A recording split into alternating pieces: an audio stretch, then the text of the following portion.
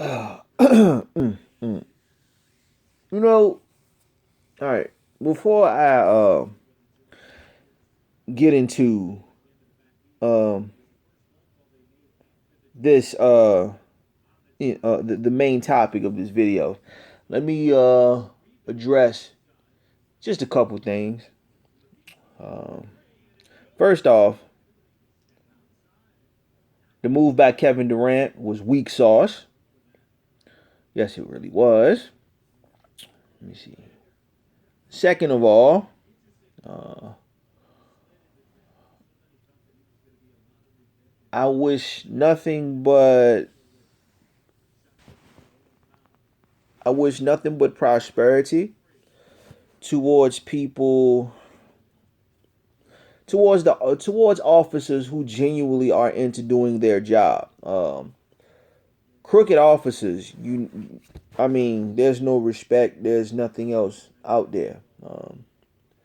To my brothers, stay strong. We know what's going on out here. We just have to stay a little vigilant.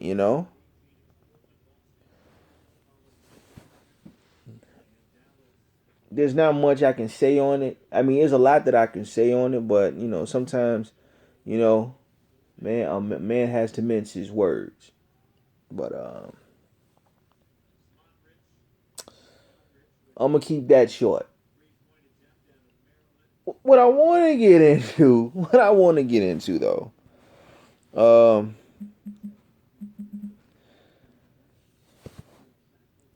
is the bombshell of HBO giving us another garbage mismatch. And the irony of it is, it involves Triple G. Okay. Uh, you see, I never asked too much of Triple G. Just fight people who want to fight you. And it's clear that he doesn't want to do that. Um, there's obvious flaws in what Golovkin is doing. I think that Golovkin is really turning into a sideshow. It's a circus dealing with that guy. It really is. Um, this man clearly doesn't want to fight anyone that does want to fight him. It's clear. Okay, it's no coincidence that you tell an Landy Lara that you're not a big enough fighter, but then you fight some other guy for half the pay. You know, it's not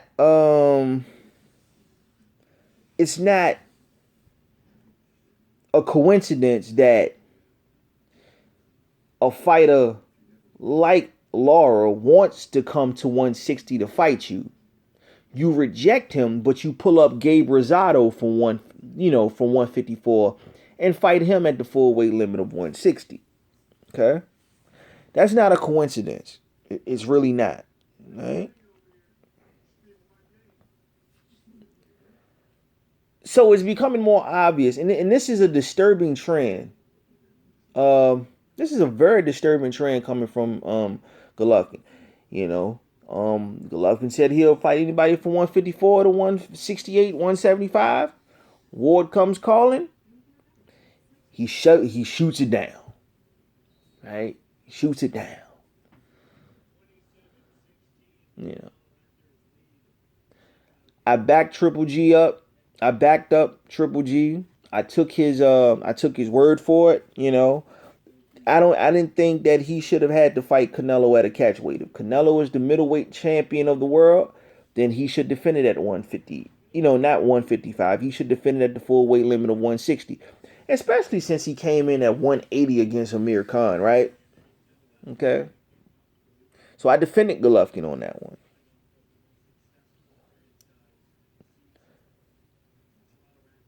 But there comes a time when the excuses for Golovkin runs out.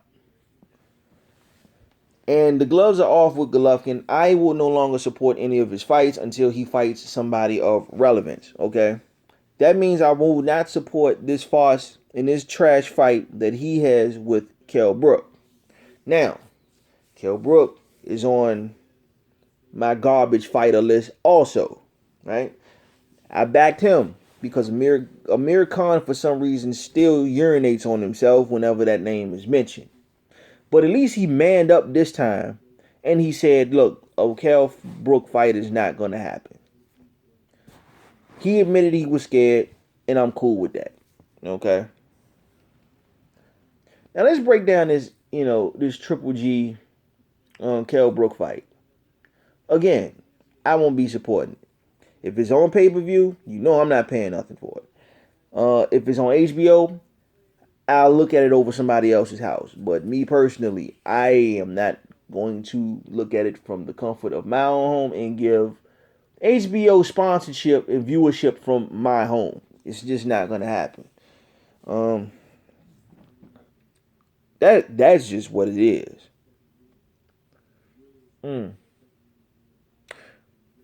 We have the same thing popping off here. Canelo versus Khan, Triple G versus Kell Brook. A career welterweight who we don't even know if he's the best in his own division.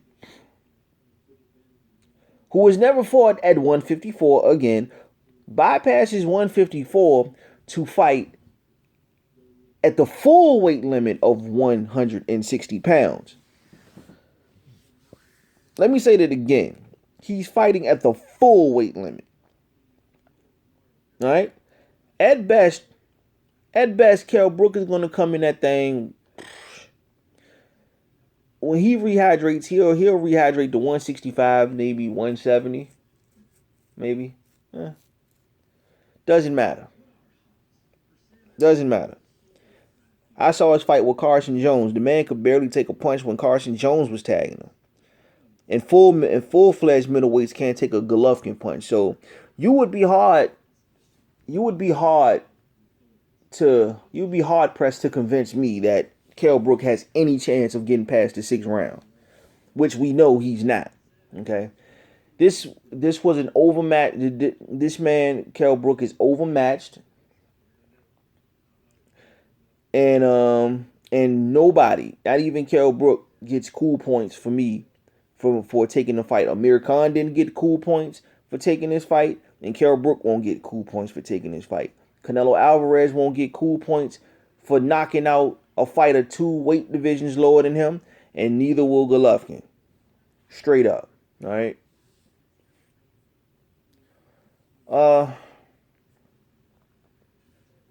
Man, there's so much I could say. As far on Kell Brook's side, I have a major beef with him. Okay, because Kell Brook, ever since he beat Sean Porter, this man has did what? Some JoJo bum. JoJo Dan, that's who it was. Yeah, he's still a bum. Kevin Bizer, and Frankie Gavin. Okay, those were his 3 title defenses since he beat Sean Porter. Kell Brook seems to have the hardest time making fights with top 10 welterweights in his division. Seems to have the hardest time. Which begs the question, how come this fight with Triple G was so easy to make?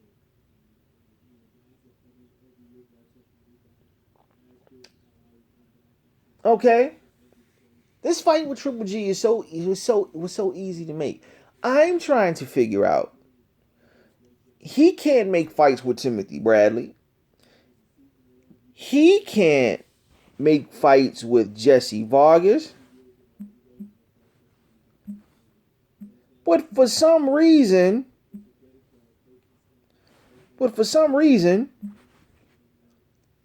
he can make a fight with Gennady Golovkin. Tell me how this is so. Now, a lot of people are accusing Chris Eubank Jr. and Chris Eubank Sr. for sabotaging this fight. I beg to differ. I beg to differ. I look. I really beg to differ. Let me tell you why. It came out of Eddie Hearn's mouth, courtesy of BoxingScene.com, saying that, fights like this take time, One fighter changes this, one fighter changes that. You got to send it to, you got to go through me, you got to go through HBO, got to go through Sky Sports, you got to go through all this, that, and, And this is what he said, okay? So if this was the case, then how come the Kell Brook Triple G fight was made so fast? Just saying. Just saying. Not only that, but Triple G came out and said that we've agreed to all terms, and he said it via Twitter, that he agreed to all the terms. And Chris Eubank Jr. said that he never got a contract. And I believe Eubank Jr. He never got a contract. So why did last week Triple G's camp came out on Twitter and said that they've agreed to all of Eubank's terms and they've pretty much signed on? The fight was pretty much all but finalized.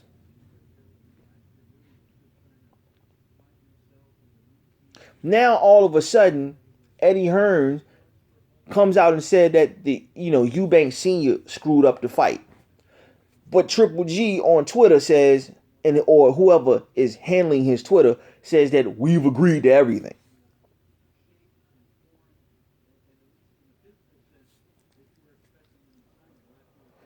Again, this is shady.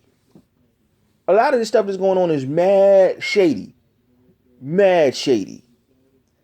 And I don't like it for a second because, this year has been a year of mismatches right here. The biggest fights, quote unquote, right, have all supposedly been mismatches. Okay, Golden Boy stuck at the Cats with the Canelo Cotto joint. Now HBO's trying to do it again with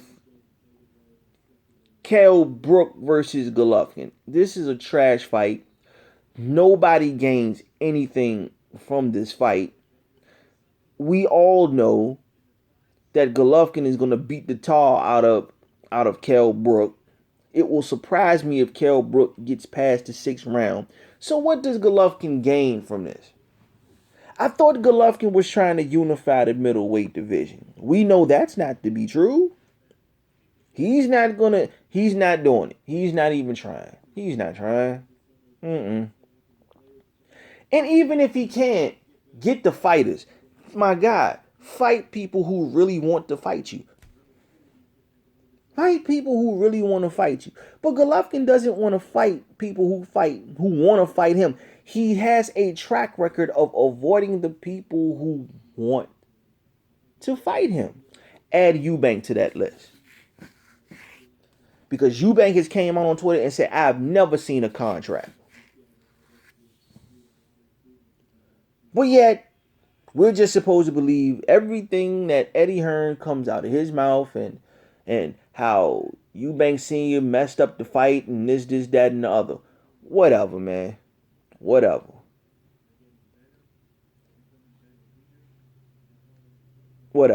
Nah. Nah. Eddie Hearn is very culpable in this also because he promotes Eubank Jr. and everything too. He promotes Kell Brook and Eubank, so he was going to get bread anyway. All right? He's going to get bread anyway. But what I want to know is why would Eddie Hearn sacrifice his most prized possession at this moment? Okay? Kell Brook is going to sacrifice his O. His marketability is going to go down. Just like Amir Khan. Okay, don't nobody care about the fact that you got knocked out by a middleweight. You shouldn't have went up 2 divisions to get knocked out by a middleweight. That's my mindset. Okay, you got knocked out. Okay, now what? And I don't want to see you get brain damage again. You know, simple, man. It's Eddie Hearn, Tom Loeffler trying to play us for a fool, and HBO is a culprit behind it too because they're accepting it. And Triple G fanboys are they want to see this fight, and they're gonna make all types of excuses why this fight is a good one. And we know good and goddamn well that Brook isn't gonna make it past the 6th round. We know good and goddamn well that most Golovkin fans they just want to see a bunch of easy fights,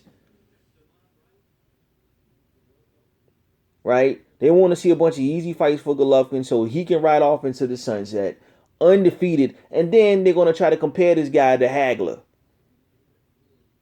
when he's not even on the level of Mugabe.